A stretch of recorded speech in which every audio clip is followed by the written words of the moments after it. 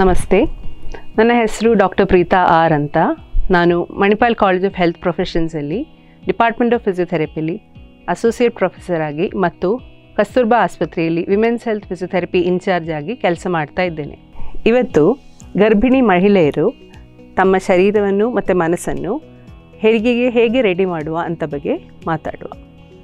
ಹೆರಿಗೆ ಅಂತ ವರ್ಡ್ ನಾವೊಂದು ಮಹಿಳೆಯರ ಹತ್ರ ಕೇಳುವಾಗ, ಅಂದರೆ ಗರ್ಭಿಣಿ ಮಹಿಳೆಯರ ಹತ್ರ ಕೇಳುವಾಗ ಫಸ್ಟ್ ಬರುವ ಇಮೋಷನ್ಸ್ ತುಂಬ ನೆಗೆಟಿವ್ ಆಗಿ ಇರ್ತದೆ. ಸೊ ಆಸ್ಪತ್ರೆಯಲ್ಲಿ ಬರುವ ಮಹಿಳೆಯರ ಹತ್ರ, ಗರ್ಭಿಣಿ ಮಹಿಳೆಯರ ಹತ್ರ ನಾವು ಕೇಳುವಾಗ ಎಂಥ ಇಮೋಷನ್ಸ್ ಆಗಿ ನೀವು ಕನೆಕ್ಟ್ ಮಾಡ್ತೀರಾ ಹೆರಿಗೆ ಅಂತ ಕೇಳುವಾಗ ಅಂತ ಹೇಳುವಾಗ ಅವರು ಹೇಳೋದು ಫಿಯರ್, ಭಯ, ಟೆನ್ಷನ್, ಕೆಲವರು ಕೂಗಲಿಕ್ಕೆ ಶುರು ಮಾಡ್ತಾರೆ. ಅಷ್ಟು ಒಂದು ನೆಗೆಟಿವ್ ಆಗಿ ಇಮೋಷನ್ಸ್ ಅವರ ಮನಸ್ಸಲ್ಲಿ ಇರೋದು.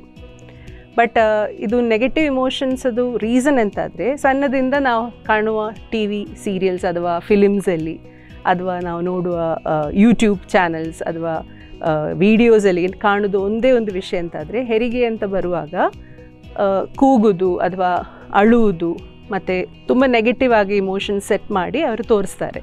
ಸೊ ಸಣ್ಣದಿಂದವೇ ನಮಗೆ ಅದೊಂದು ವರ್ಡ್ ಲೇಬರ್ ಅಥವಾ ಚೈಲ್ಡ್ ಬರ್ತ್ ಅಥವಾ ಹೆರಿಗೆ ಅಂತ ಹೇಳುವಾಗ ಅದೊಂದು ನೆಗೆಟಿವ್ ಇಮೋಷನ್ ಸೆಟ್ ಆಗಿ ಬಿಡ್ತದೆ.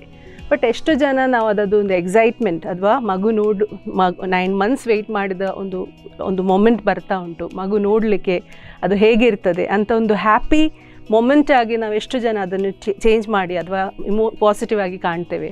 ತುಂಬ ಕಡಿಮೆ. ಸೊ ನಾವು ಅದು ಹೇಗೆ ಅದನ್ನು ಪಾಸಿಟಿವ್ ಆಗಿ ಎಕ್ಸ್ಪೀರಿಯನ್ಸ್ ಆಗಿ ಕನ್ವರ್ಟ್ ಮಾಡುವ ಅಂತ ಬಗ್ಗೆ ನೋಡುವ. ಸೊ ಹೆರಿಗೆ ಅಂತ ಅಂದರೆ ಎಂತ? ಸೊ ಯೂಶ್ವಲಿ ಏನಾಗುತ್ತಂದರೆ, ನಮಗೆ ಒಂದು 32 weeks 8 ತಿಂಗಳಿಂದವೇ ಹೊಟ್ಟೆ ಮಾಂಸಖಂಡ ಸ್ವಲ್ಪ ಟೈಟಾಗಿ ಮತ್ತು ಸ್ವಲ್ಪ ಸಮಯ ಆದಮೇಲೆ ಅದು ಲೂಸ್ ಆಗಿ ಬಿಡ್ತದೆ. ಒಂದು ಫ್ಯೂ ಸೆಕೆಂಡ್ಸಿಗೆ ಹೊಟ್ಟೆಗೆ ಟೈಟ್ ಆಗೋದು ಮತ್ತು ಲೂಸ್ ಆಗಿ ಬಿಡೋದು ಹಾಗೆ ಸಹಜ.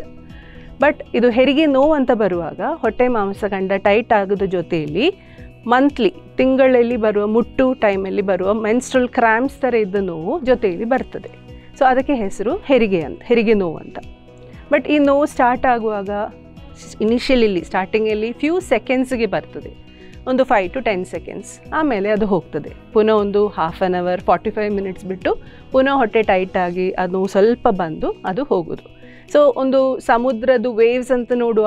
ಸೊ ಬಂದು ಸ್ವಲ್ಪ ಸಮಯ ನಿಂತು ಅದು ಹೋಗ್ತು, ಮತ್ತು ಒಂದು 1/2 an hour 45 minutes ಬಿಟ್ಟು ಪುನಃ ಬರೋದು ಹಾಗೆ.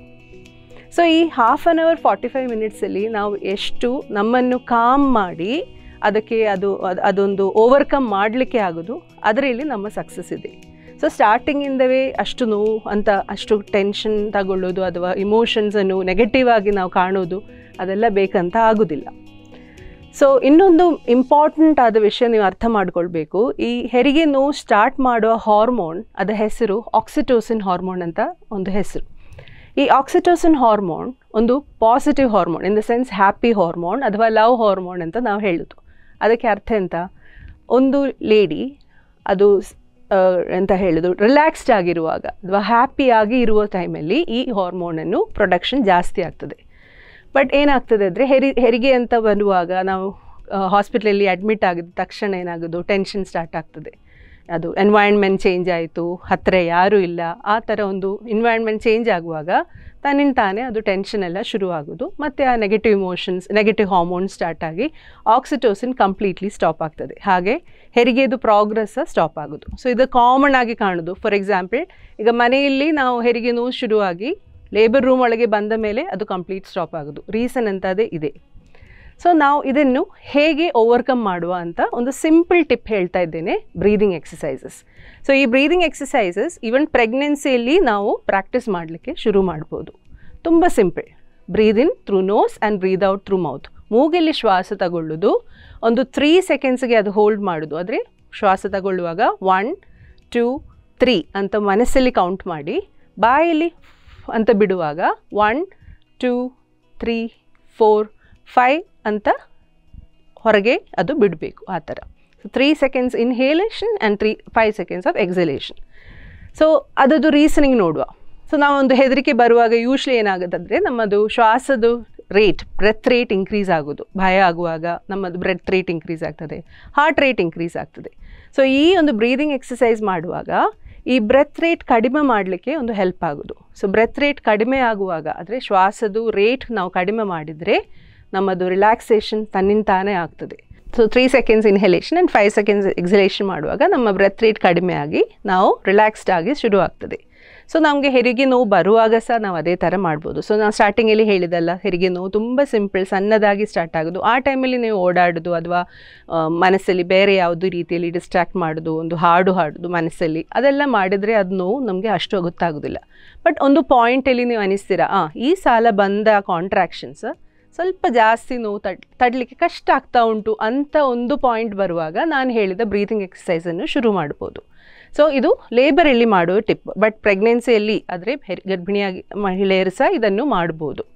ಇನ್ನೊಂದು ಬೇರೆ ಎಂತ ಮಾಡ್ಬೋದು ಅಂದರೆ, ನೀವು ನಿಮ್ಮ ಇಷ್ಟ ಇದ್ದ ಸಾಂಗ್ಸನ್ನು ಕೇಳೋದು ಅಥವಾ ಬುಕ್ಸನ್ನು ಓದೋದು. ಸೊ ಅಥವಾ ಯಾವುದಾದ್ರೂ ಒಂದು ಹಾಬಿ ಇದ್ದರೆ ಅದನ್ನು ನೀವು ಮಾಡಿ ನಿಮ್ಮ ಲವ್ಡ್ ಒನ್ಸ್, ನಿಮ್ಮ ರಿಲೇಟಿವ್ಸ್ ಒಟ್ಟಿಗೆ ಟೈಮ್ ಸ್ಪೆಂಡ್ ಮಾಡೋದು. ಸೊ ಆ ಒಂದು ಪಾಸಿಟಿವ್ ಎನ್ವೈರ್ನ್ಮೆಂಟ್ ಕಲ್ಚರ್ ನೀವು ಡೆವಲಪ್ ಮಾಡಿದರೆ ಹೆರಿಗೆ ಟೈಮಲ್ಲಿ ಹತ್ತಿರ ಬರುವಾಗ ನಿಮಗೆ ಅದು ಒಂದು ಆಕ್ಸಿಟೋಸಿನ್ ರಿಚ್ ಎನ್ವೈರ್ನ್ಮೆಂಟ್ ಅಂತ ಹೇಳ್ಬೋದು, ಅದು ನಿಮಗೆ ಸಿಕ್ಕಲಿಕ್ಕೆ ಹೆಲ್ಪ್ ಆಗುತ್ತೆ. ಪ್ಲಸ್ ಅದು ಪ್ರೋಗ್ರೆಷನ್ ಆಫ್ ಲೇಬರ್ಗೆ ಸಹ ಲೇಟರ್ ಆನ್ ಹೆಲ್ಪ್ ಆಗ್ತದೆ. ಸೊ ಇದು ನಿಮ್ಮದು ಫಸ್ಟ್ ವಿಷಯ, breathing exercises. So number 1 advice ಅಂತಂದರೆ, do not fear and embrace positivity. ಎಷ್ಟು ನಿಮಗೆ ಪಾಸಿಟಿವ್ ಆಗಿ ನೀವು ಖುಷಿಯಲ್ಲಿ ಇರಲಿಕ್ಕೆ ಆಗ್ತದೆ ಅಷ್ಟು ಒಳ್ಳೆಯದಂತ ಹೇಳೋದು. ಸೆಕೆಂಡ್ ಒನ್, ಪ್ರೆಗ್ನೆನ್ಸಿ ಮುಂದೆ ಹೋಗ್ತಾ ಒಂದು ವಿಷಯ ನೆನಪು ಮಾಡೋದು ಅಂತಂದರೆ, ನಿಮ್ಮ ಪೋಸ್ಚರ್, ನೀವು ಹೇಗೆ ಕೂತ್ಕೊಳ್ತೀರಾ, ನಿಲ್ತೀರಾ, ನಡಿತೀರಾ, ಅದರ ಬಗ್ಗೆ ಸ್ವಲ್ಪ ಗಮನ ಕೊಡಬೇಕು. ರೀಸನ್ ಎಂತಾದರೆ, ನಿಮ್ಮ ಲೇಬರ್ ಟೈಮಲ್ಲಿ ಅಂದರೆ ಹೆರಿಗೆ ಟೈಮಲ್ಲಿ ನಿಮ್ಮ ಪೆಲ್ವಿಸ್ ಅಂತ ಒಂದು ಬೋನ್ ಉಂಟು. ಸೊ ಸೊಂಟ ಮೂಳೆ ಅಂತ ಹೇಳೋದು ನಾವು, ರೌಂಡಾಗಿ ಇರ್ತದೆ. ಸೊ ಅದೊಂದು ಬಾಸ್ಕೆಟ್ಬಾಲ್ ರಿಂಗ್ ಥರ ನೀವು ಬೇಕಾದರೆ ಒಂದು ಹೇಳೋದು ಕಂಪ್ಯಾರಿಸನ್ ಮಾಡ್ಬೋದು. ಸೊ ಈ ಸೊ ಪೆಲ್ವಿಕ್ ಬೋನ್ ಹೀಗೆ ಇರ್ತದೆ, ಆ್ಯಂಡ್ ದೆನ್ ಬೇಬಿ ಎಂಟ್ರ್ ಆಗೋದು ಈ ಪೆಲ್ವಿಕ್ ಬೋನ್ ಒಳಗೆ. ಸೊ ಅದೊಂದು ಈ ರೀತಿಯಲ್ಲಿ ಇರೋದು. ಬಟ್ ನೀವು ನಿಲ್ಲೋದು, ಕೂತ್ಕೊಳ್ಳೋದು, ನಡೆಯುವುದೆಲ್ಲ ತಪ್ಪಾದ ರೀತಿಯಲ್ಲಿ ಪೋಸ್ಚರ್ ತಪ್ಪಾಗಿ ಹೋಗಿದರೆ ಈ ಒಂದು ರಿಂಗ್ ಮುಂದಕ್ಕೆ ಅಥವಾ ಹಿಂದ್ಗಡೆ ಟಿಲ್ಟ್ ಆಗಲಿಕ್ಕೆ ಚಾನ್ಸಸ್ ಉಂಟು. ಸೊ ಹಾಗಾಗುವಾಗ ಮಾಂಸಖಂಡ ಟೈಟಾಗಿ ಇದನ್ನು ಟಿಲ್ಟ್ ಆಗಿದ್ದರೆ ಬೇಬಿ ಎಂಟರ್ ಮಾಡೋದು ಲೇಟ್ ಆಗಲಿಕ್ಕೆ ಚಾನ್ಸಸ್ ಉಂಟು. ಸೊ ಹಾಗೆ labour progression will get affected. So ಅದು ಹೇಗೆ? ಸೊ ಸ್ಟಾರ್ಟಿಂಗಿಂದವೇ ಕೂತ್ಕೊಳ್ಳುವಾಗ ಸ್ಟ್ರೈಟಾಗಿ ಚೇರಲ್ಲಿ ಕೂತ್ಕೊಳ್ಳಿ. ಸೊ ತುಂಬ ಜನ ನೋಡ್ತಾರೆ, ಪ್ರೆಗ್ನೆನ್ಸಿ ಮುಂದಕ್ಕೆ ಹೋಗುವಾಗ ಹೊಟ್ಟೆ ದೊಡ್ಡದಾಗ್ತಾ ಇರುವಾಗ ಸ್ಟ್ರೈಟ್ ಕೂತ್ಕೊಳ್ಳೋದು ಅವ್ರಿಗೆ ಸ್ವಲ್ಪ ಕಷ್ಟ ಆಗಿರ್ಬೋದು. ಸೊ ಅವ್ರು ಏನು ಮಾಡ್ತಾರೆ ಅಂದರೆ ಹಿಂದ್ಗಡೆ ಚಾಚಿ ಕೂತ್ಕೊಳ್ತಾರೆ. ಸೊ ಬಟಕ್ಸನ್ನು ಸ್ವಲ್ಪ ಮುಂದೆ ಮಾಡಿ ಬ್ಯಾಕನ್ನು ಹಿಂದ್ಗಡೆ ಚಾಚಿ ಕೂತ್ಕೊಳ್ತಾರೆ. ಸೊ ಅದು ಹಾಗೆ ನೀವು ಕಂಟಿನ್ಯೂ ಮಾಡ್ತಾರೆ. ಸೊ ಫಾರ್ ಎಕ್ಸಾಂಪಲ್ ಲ್ಯಾಪ್ಟಾಪಲ್ಲಿ ಕೆಲಸ ಮಾಡಲಿಕ್ಕೆ ಉಂಟು. ಸೊ ಹಾಗೆ ಸೋಫಾದಲ್ಲಿ ಕಾಲು ಸ್ಟ್ರೈಟ್ ಮಾಡಿಕೊಂಡು ಬ್ಯಾಕನ್ನು ಸರಿ ಹಿಂದ್ಗಡೆ ಚಾಚಿ ಅವ್ರು ಏನು ಮಾಡ್ತಾರೆ, ಕೆಲಸ ಶುರು ಮಾಡ್ತಾರೆ. ಅಥವಾ ಟಿ ವಿ ನೋಡೋದು, ರಿಲ್ಯಾಕ್ಸ್ ಮಾಡೋದು, ಯಾವುದೂ ಇರಲಿ. ಸೊ ಅದೊಂದು ರಾಂಗ್ ಪೋಸ್ಚರ್ ಅಂತ ಹೇಳೋದು. ಎಂತಾದರೆ ಮಗುದು ಪೊಸಿಷನಿಂಗ್ ಅದು ಹಿಂದ್ಗಡೆ ಹೋಗ್ತದೆ. ಸೊ ನೀವು ಈಗ ಟರ್ನ್ ಮಾಡಿ ಸ್ವಲ್ಪ ಹಿಂದೆ ಹೋಗಿದರೆ ಬೇಬಿ ಪೊಸಿಷನ್ ಸಹ ಹಿಂದ್ಗಡೆ ಹೋಗಲಿಕ್ಕೆ ಚಾನ್ಸಸ್ ಉಂಟು. ಸೊ ಲೇಬರ್ ಟೈಮಲ್ಲಿ ಎಂಟ್ರಿ ಇಂಟು ದಿಸ್ ಪೆಲ್ವಿಕ್ ಬೋನ್ ಸ್ವಲ್ಪ ಎಫೆಕ್ಟ್ ಆಗಲಿಕ್ಕೆ ಚಾನ್ಸಸ್ ಉಂಟು ನಿಮಗೆ. ಸೊ ಅದಕ್ಕೆ ಹೇಳೋದು ಸ್ಟ್ರೈಟಾಗಿ ಕೂತ್ಕೊಳ್ಳು. ನಡೆಯುವಾಗ ಸಹ ನಿಲ್ಲುವಾಗ ಸಹ ಸ್ಟ್ರೈಟಾಗಿ, ಅದಕ್ಕೇನು ಒಂದು ಸೈಡಲ್ಲಿ ಭಾರ ಎತ್ತಿ ನಡೆಯುವುದು ಅಥವಾ ಹೀಲ್ಸ್ ಹಾಕಿ ನಡೆಯುವುದು. ಸೊ ಹೀಲ್ಸ್ ಹಾಕುವಾಗ ಏನಾಗ್ತದೆ, ಪುನಃ ಈ ಪೆಲ್ವಿಕ್ ಬೋನ್ ಉಂಟಲ್ಲ ಅದು ಮುಂದುಗಡೆ ಟಿಲ್ಟ್ ಆಗ್ತದೆ.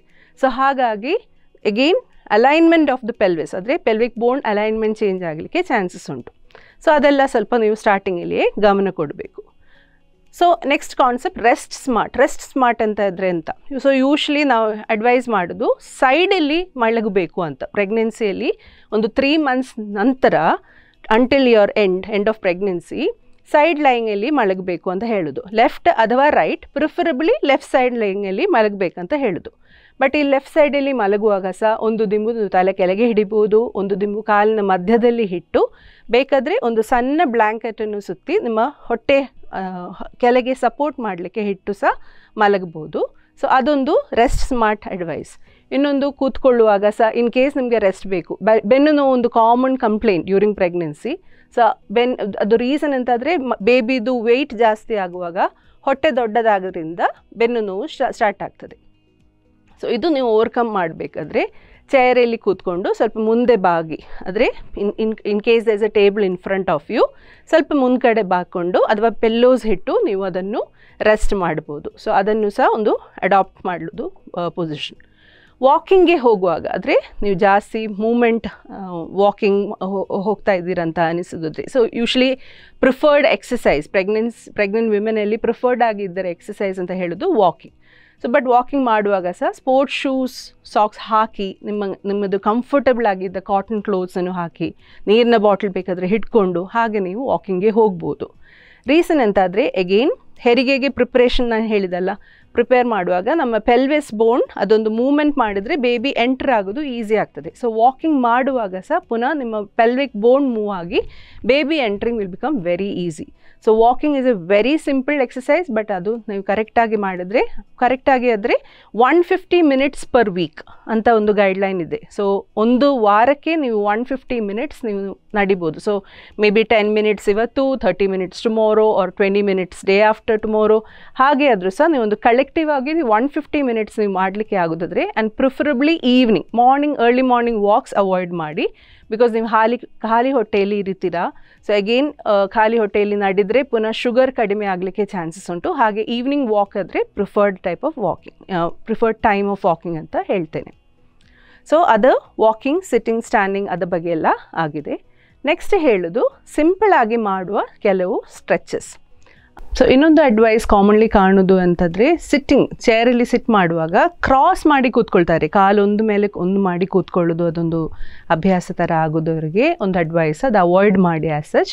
ಬಿಕಾಸ್ ನೀವು ಕ್ರಾಸ್ ಲೆಗ್ ಆಗಿ ಕೂತ್ಕೊಳ್ಳುವಾಗ ಮಗುಗೆ ಅದು ಪೊಸಿಷನ್ ಸಿಕ್ಕೋದು, ಎಂಟರ್ ಮಾಡಲಿಕ್ಕೆ ಪೊಸಿಷನಿಂಗ್ ತುಂಬ ಕಷ್ಟ ಆಗ್ಬೋದು. ಸೊ ಅದಕ್ಕೆ ನೀವು ಕ್ರಾಸ್ ಲೆಗ್ ಸಿಟ್ಟಿಂಗ್ ಅವಾಯ್ಡ್ ಮಾಡಿ ಆದಷ್ಟು ಪ್ಯಾರಲಲ್ ಆಗಿ ಕಾಲುಗಳನ್ನು ಇಟ್ಟು ಚೇರಲ್ಲಿ ಕೂತ್ಕೊಳ್ಳಿಕ್ಕೆ ಪ್ರಯತ್ನ ಮಾಡಬೇಕು.